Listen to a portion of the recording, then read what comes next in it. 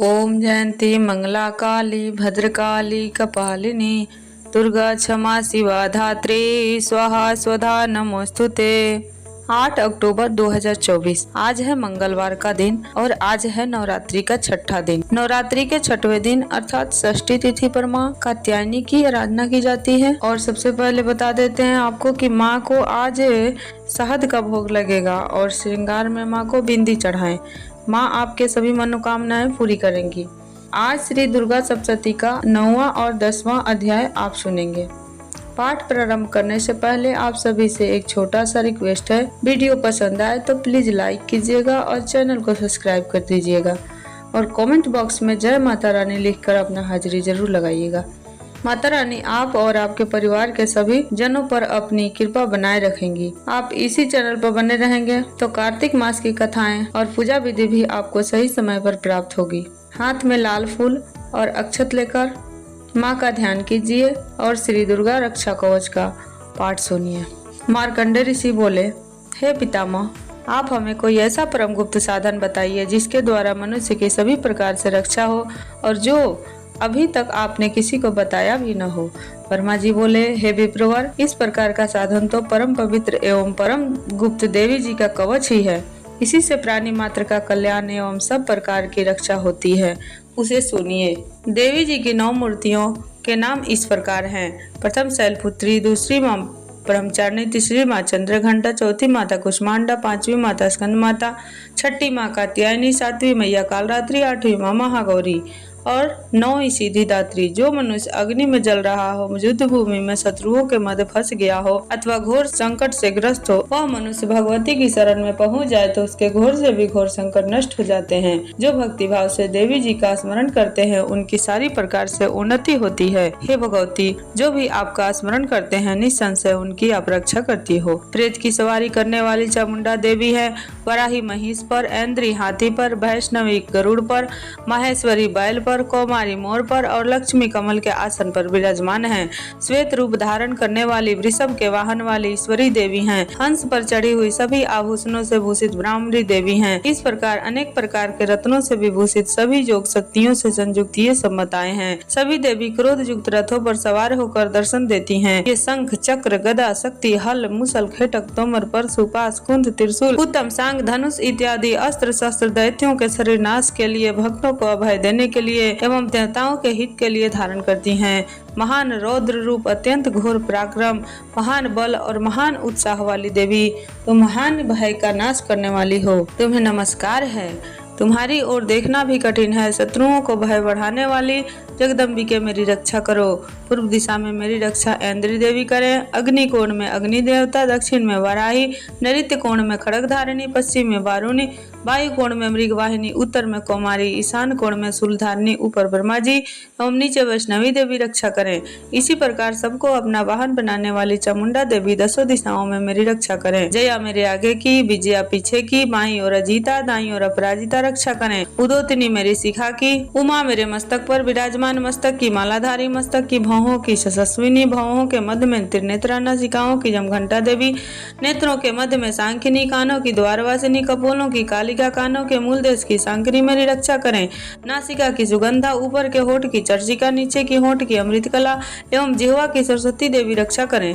दांतों की कौमारी, कंठ की चंडिका, गले की चित्रघंटा, ताल प्रदेश की महामाया रक्षा करें। चिबुक की कामाक्षी, वाणी की सरमंगला, ग्रीवा की भद्रकाली, पृष्ठ अस्थियों की धनुर्धरी रक्षा करें। कंठ के बाहर नीलग्रीवा, कंठ नली की नलकुबरी, दोनों स्कंदों की खड़गनी एवं मेरी भुजाओं की वज्रधारिणी रक्षा करें। दोनों हाथों की दंडिनी, अंगुलियों के अंबिका, नाखूनों की शूलेश्वरी, कुक्षी की कुलेश्वरी रक्षा करें। स्तनों की महादेवी, मन की शोक विनाशिनी, हृदय की ललिता देवी, उदर की शूलधारिणी रक्षा करें। नाभि की कामिनी, गुप्त इंद्रिय की गुहेश्वरी, लिंग की पूतना कामिका, गुदा की महिषवाहिनी रक्षा करें। कटी की भगवती, घुटनों की विंध्यवासिनी, जंघाओं की महाबली देवी रक्षा करें। गुल्फों की नरसिंही, पांव के तलुओं की तेजसी, पैर की अंगुलियों की श्रीदेवी और पैर के तलुओं की अधस्थल वासिनी देवी रक्षा करें। नाखूनों और दांतों की कराली, केशों की ऊर्ध्वकेशिनी, रोम छिद्रों की कुबेरी, और त्वचा की बागेश्वरी रक्षा करें। रक्त वज्जा वसा मांस अस्थियों एवं मैदे की पार्वती हथड़ियों की कालरात्रि पित्त की मकटेश्वरी रक्षा करें। पद्मावती कफ की चूड़ामणि नाखूनों के तेज की ज्वालामुखी सभी संधियों की अभेदा देवी रक्षा करें। हे ब्रह्मानी आप मेरे बीज की रक्षा करें। छाया की छत्रेश्वरी और मन बुद्धि अहंकार की धर्म धारिणी रक्षा करें। प्राणों की कल्याण शोभना और शब्द स्पर्श रूप रसगंध इन 5 इंद्रियों की योगिनी सत्व रजतम की नारायणी सर्वदा रक्षा करें। आयु की वाराही धर्म की वैष्णवी यश एवं कीर्ति की लक्ष्मी तथा धन विद्या की चक्रिणी रक्षा करें। इंद्राणी मेरे गोत्र की, चंडिका मेरे पशुओं की, महालक्ष्मी मेरे पुत्रों की, भैरवी भारजा की रक्षा करें। मेरे पथ की सुपथा मार्ग की क्षेमकरी राजा के दरबार में महालक्ष्मी हम सभी दिशाओं में स्थित होकर विजया मेरी रक्षा करें। और जो भी स्थान कवच में नहीं आए और जो आरक्षित हैं उन स्थानों की पाप नाशिनी जयंती देवी रक्षा करें। मनुष्य यदि अपना मंगल चाहता है तो एक कदम भी बिना कवच के कहीं न जाए। कवच से नित्य रक्षित मनुष्य जहाँ जहाँ भी जाता है वहीं से उसे धन का लाभ तथा सभी कामनाओं की सिद्धि प्राप्त होती है। पृथ्वी पर उस पुरुष को ऐश्वर्य एवं अतुल संपत्ति प्राप्त होती है। वह मनुष्य निर्भय हो जाता है। युद्ध भूमि में कोई भी उसे नहीं जीत सकता। त्रिलोक भर में वह पूजा जाता है। यह देवी कवच देवताओं को दुर्लभ है। इसका अत्यंत श्रद्धा के साथ सावधान होकर जो तीनों संध्याओं में नित्य पढ़ लेता है उसे देवी कला प्राप्त होती है। कोई भी उसे तीनों लोकों में पराजित नहीं कर सकता। उसे अकाल मृत्यु नहीं आती। वह 100 वर्षों से भी अधिक आयु पाता है। यह कवच उसका तेज जस और कीर्ति बढ़ा देता है। चंडी पाठ करने वाला पहले कवच का पाठ कर लेवे। जब तक पर्वत वन काननों के साथ यह पृथ्वी टिकी हुई है तब तक ऐसे पुरुष की संतति इस पृथ्वी पर टिकी रहती है। कवच के पाठ करने वाले का देहांत होने पर महामाया की कृपा से देवी दुर्लभ परम स्थान की प्राप्ति होती है। सुंदर रूप को पाकर वह सदा शिव के साथ आनंद पाता है। अब श्री अर्गला पाठ करते हैं। श्री मार्कंडे जी बोले, जयंती मंगला काली भद्रकाली कपालिनी दुर्गा क्षमा शिवा धात्री स्वाहा स्वधा आदि देवियों को मेरा नमस्कार हो। हे चामुंडा देवी समस्त प्राणियों के दुख निवारण करने वाली आपकी जय हो। सर्वव्यापक देवी कालरात्रि आपकी जय हो। मधु तथा कैटव दैत्यों का दलन करने वाली ब्रह्मा जी को वर देने वाली आपको नमस्कार हो। हे देवी आप मुझे सुंदर रूप जय जस दो तथा काम क्रोध आदि शत्रुओं का नाश करो। भक्तों की सुखदाता देवी जी को नमस्कार हो। मुझे रूप दो जय दो जस दो शत्रुओं का नाश करो। हे रक्त बीज का वध करने वाली देवी और चंड मुंड असुरों का विनाश करने वाली माता मुझे सुंदर रूप जय जस दो शत्रुओं का वध करो। हे पाप नाशिनी चंडिके जो सर्वदा भक्ति पूर्वक आपके चरणों में मस्तक झुकाते हैं उन्हें रूप दो जय दो जस दो शत्रुओं का नाश करो। सभी व्याधियों का नाश करने वाली चंडिके जो आपकी भक्ति पूर्वक स्तुति करते हैं उन्हें रूप दो जय दो जस दो शत्रुओं का नाश करो। हे देवी जी आप मुझे सौभाग्य आरोग्य और परम सुख दो। रूप दो शत्रुओं का विध्वंस करो मेरा कल्याण कीजिए और उत्तम धन संपत्ति दो जय दो रूप दो जस दो शत्रुओं का नाश करो। हे माता आपके चरणों पर देवता और दैत्य दोनों ही अपने मुकुट की मणियां घिसते रहते हैं। हे मातेश्वरी अपने भक्त को विद्यावान यशवान लक्ष्मीवान करो। बड़े बड़े अभिमानी दैत्यों के अभिमान चूर करने वाली चंडिके मैं आपको प्रणाम करती हूँ। हे 4 भुजाओं वाली माता चतुर्मुख वर्मा जी आपकी स्तुति करते हैं। परमेश्वरी रूप दो जय दो जस दो बैरियों का विध्वंस करो। हे मातेश्वरी विष्णु भगवान आपकी निरंतर भक्ति पूर्वक स्तुति करते हैं। मुझे रूप दो जय दो जस दो बैरियों का विध्वंस करो। श्री पार्वती के पति महादेव जी से स्तुते हे परमेश्वरी रूप दो जस दो शत्रुओं का नाश करो। हे देवी जी आप तो कठोर भुजदंड रखने वाले दैत्यों का घमंड नाश कर देती हो। हे अंबिके आप अपने भक्तों के लिए अपार आनंद की वृद्धि करती हो।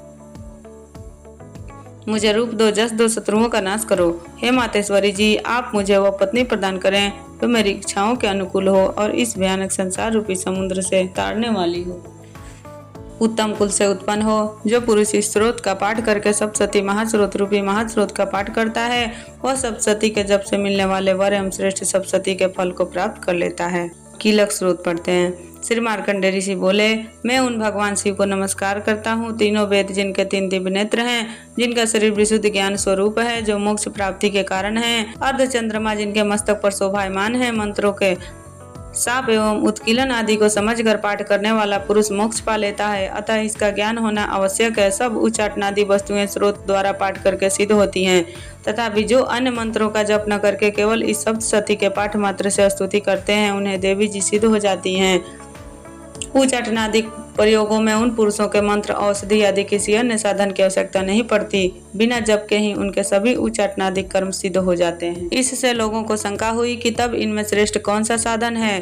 तब उस शंका के निवारण के लिए शिव की आज्ञा का यह सप्तशती स्रोत सिद्धियों को देने वाला है। उस स्रोत को भगवान सदाशिव ने गुप्त कर दिया। इस स्रोत के पाठ द्वारा प्राप्त होने वाला पुण्य कभी समाप्त नहीं होता। साधक सभी प्रकार का क्षेम प्राप्त कर लेता है, इसमें कोई भी संशय नहीं। कृष्ण पक्ष की चतुर्दशी अथवा अष्टमी के दिन एकाग्र होकर जो अपने सब कुछ भगवती को अर्पण करता है और फिर प्रसाद रूपेण ग्रहण कर लेता है, उस पर भगवती प्रसन्न होती है, अन्यथा नहीं। इसी रूप से कीलक द्वारा महादेव जी ने इस स्रोत का कीलन कर दिया। जो इसके द्वारा सप्तशती का निष्कीलन करके स्पष्ट होकर नित्य पाठ करता है वह सिद्ध हो जाता है। देवी जी का गण एवं गंधर्व होता है। वह कहीं भी घूम रहा हो उसे कोई भय नहीं होता, न उसकी अकाल मृत्यु होती है। देहांत होने पर वह मोक्ष पाता है। इसलिए इस कीलक स्रोत को समझकर तथा उसका उत्कीलन करके पाठ करना उचित है। जो इस प्रकार नहीं करता उसका नाश होता है। तभी तो बुद्धिमान इसे समझकर ही उत्कीलन से संपन्न स्रोत का पाठ आरंभ करते हैं। जो कुछ भी रमणियों के शब्द श्री देवी जी की कृपा के फल हैं, इसी में सौंदर्य, सौभाग्य आदि दिखाई देते हैं। वे सब कारण इस शुभ स्रोत का जप सदा करते रहना चाहिए। इस स्रोत को मंद स्वर से पाठ करने से थोड़ा फल मिलता है। उच्च स्वर से पाठ आरंभ करें, सभी सिद्धियां प्राप्त होती हैं। जिस भगवती की कृपा द्वारा सौभाग्य, आरोग्य, संपत्तियां, शत्रुनाश तथा परम मोक्ष की प्राप्ति होती है, उस जगत माता की स्तुति अवश्य करनी चाहिए। तो दोस्तों, अब हाथ में लाल फूल लीजिए और माँ दुर्गा का ध्यान कीजिए। और अब हम 9वें अध्याय का कथा सुनते हैं। ऋषि बोले, हे राजन, रक्त बीज के मर जाने पर शुंभ निशुंभ दैत्यों का क्रोध बढ़ गया। फिर दैत्यों की प्रधान सेना को लेकर निशुंभ युद्ध में दौड़ आया। उसके आगे पीछे दाएं बाएं बड़े बड़े दैत्य थे। वे क्रोध के मारे होंठ काट रहे थे। शुंभ भी अपनी सेना के साथ मातृगणों से लड़कर चंडिका को मार डालने की इच्छा से आ गया। दोनों दैत्य बादलों की तरह बाणों की वर्षा करने लगे। अपने बाणों के समूह से चंडिका ने उसके बाण काट दिए। फिर शस्त्र समूह से उन दैत्यों के अंगों पर प्रहार किया। निशुंभ ने तीखी तलवार तथा चमचमाती ढाल उठा ली और देवी के पराक्रमी वाहन सिंह के सिर पर प्रहार किया। अपने वाहन पर इस प्रकार प्रहार होता देखकर देवी ने क्षुरप्र नामक बाण द्वारा निशुंभ की बड़ी तलवार तथा 8 चंदों वाली ढाल काट दी। तलवार तथा ढाल के कट जाने पर उस दैत्य ने शक्ति चलाई। उसे सामने आता देखकर चक्र द्वारा उसके 2 टुकड़े कर डाले। तब तो अत्यंत कुपित होकर निशुंभ दानव ने शूल उठा लिया और उसे फेंक दिया। देवी जी ने मुक्के के प्रहार से उसे भी चूर चूर कर दिया। गदा उठाकर फिर चंडिका की ओर फेंकी। देवी ने उसको भी त्रिशूल द्वारा काट दिया और वह भस्म हो गई। उसके अनंतर दैत्यराज को फरसा उठाए आता देखकर बाण समूह से प्रहार कर उसे पृथ्वी पर गिरा दिया। उस भयानक पराक्रमी भाई निशुंभ के इस प्रकार धराशायी होने पर शुंभ क्रोध में भर गया और अंबिका को मारने के लिए सामने आया। वह रथ पर बैठा हुआ था। उसकी बड़ी बड़ी अनुपम 8 भुजाएं थी। उनमें भयंकर शस्त्र शोभायमान थे। उन भुजाओं से सारे आकाश को ढांप कर वह शोभित हो रहा था। उसे उस प्रकार आता देखकर देवी ने शंख बजाया और धनुष की अत्यंत दुस्सह टंकार की। समस्त दैत्यों के तेज का वध करने वाले घंटे का शब्द उनके शुंभ के क्रोध का पारा चढ़ गया। फिर जबकि अंबिका ने कहा कि दुरात्मन ठहर ठहर, तब आकाश में स्थित देवता जय जयकार करने लगे। शुंभ ने पहुंचकर आग बरसाती हुई भयानक शक्ति चलाई। अग्नि के पहाड़ की तरह आती हुई शक्ति देखकर देवी ने अग्नि की भारी उल्का से उसे हटा दिया। शुंभ ने फिर सिंहनाद किया। उससे त्रिलोक गूंज उठा। हे राजन, उस सिंहनाद का इतना घोर शब्द था जैसे कि वज्रपात हो। उसके बाकी शब्दों को परास्त कर दिया। तब शुंभ द्वारा छोड़े हुए बाणों को देवी ने तथा देवी द्वारा चलाए बाणों को शुंभ ने अपने अपने उग्र बाणों द्वारा सैकड़ों हजारों टुकड़े कर दिए। तब चंडिका ने कुपित होकर शुंभ को शूल से मारा। उसके लगते ही वह मूर्छित होकर पृथ्वी पर गिर पड़ा। इतने में निशुंभ चैतन्य होकर वहां पहुंच गया। हाथ में धनुष बाणों से काली तथा सिंह पर प्रहार कर दिया। उस दानवराज ने अपनी 10,000 भुजाएं बना ली। फिर चक्रों का प्रहार करने लगा। तब घोर संकटों का नाश करने वाली भगवती दुर्गा ने अपने बाणों से ये चक्र तथा सभी बाणों को काट गिराया। तब निशुंभ ने दैत्य सेन से आवृत होकर चंडिका के वध के लिए हाथ में गदा लेकर बड़े वेग में फेंकी। वेग से आती हुई उसकी गदा को तीखी तलवार के द्वारा चंडिका ने काट दिया। फिर दैत्य ने शूल उठा लिया। शूल हाथ में लिए उस देवी पीड़क निशुंभ को आता देखकर चंडिका ने अपना शूल वेग से चलाकर उसकी छाती बींध दी। उसकी छाती के फटते ही उसी छाती से एक और महाबली पुरुष निकला। वह खड़ी रह इस प्रकार कहने लगा। उस निकलते हुए पुरुष की बात सुनते ही देवी आवाज करके हंसी और तलवार से उसका भी सिर काट दिया। वह पृथ्वी पर गिर पड़ा। तब भयानक दाढ़ों वाला सिंह दाढ़ों से असुर के सिर चूर चूर कर खाने लगा। वैसे ही काली ने तथा शिवदूती ने बहुत से दैत्यों का भक्षण कर डाला। कुछ एक घोर संग्राम से भाग गए एवं कितने दैत्यों को काली तथा शिवदूती ने खा डाला और कई सिंह के ग्रास बन गए। 10वां अध्याय। ऋषि बोले, प्राण प्रिय भाई निशुंभ की मृत्यु देखकर इस प्रकार सेना को भी मरता देखकर कुपित होकर शुंभ कहने लगा, अरे दुष्ट दुर्गे, बल के घमंड से गर्व मत कर। अरे अभिमानी, तू तो अन्य स्त्रियों के बल के सहारे लड़ रही है। देवी बोली, अरे दुष्ट, मैं अकेली हूँ, संसार भर में मेरे समान दूसरी ही कौन। ये तो मेरी विभूतियां हैं, मुझ में ही प्रवेश कर रही हैं। इतना कहते ही ब्रह्मानी आदि सभी शक्तियां उस देवी के शरीर में समा गई। अकेली अंबिका देवी रह गई। देवी बोली, मैं अपनी ऐश्वर्य शक्ति समेत अनेकों विभूतियों के रूपों में यहाँ पहले विद्यमान थी। अब मैंने सभी रूप समेट लिए। अब तो अकेली मैं युद्ध में खड़ी हूँ, तू भी स्थिर हो जा। ऋषि बोले, तब सभी देवता तथा दैत्यों के देखते देखते देवी और शुंभ इन दोनों में युद्ध छिड़ गया। तीखे बाणों की वर्षा तथा भयंकर अस्त्र शस्त्रों से उन दोनों का युद्ध सभी लोगों के लिए भयंकर प्रतीत होने लगा। अंबिका दिव्य से दिव्य जीतने भी अस्त्र छोड़ती जाती, दैत्येंद्र उन्हें निवा करके अस्त्रों द्वारा तोड़ता जाता। इसी प्रकार परमेश्वरी अंबिका भी खेल खेल में हुंकार आदि शब्दों द्वारा दैत्य के छोड़े गए दिव्य अस्त्रों को तोड़ती गई।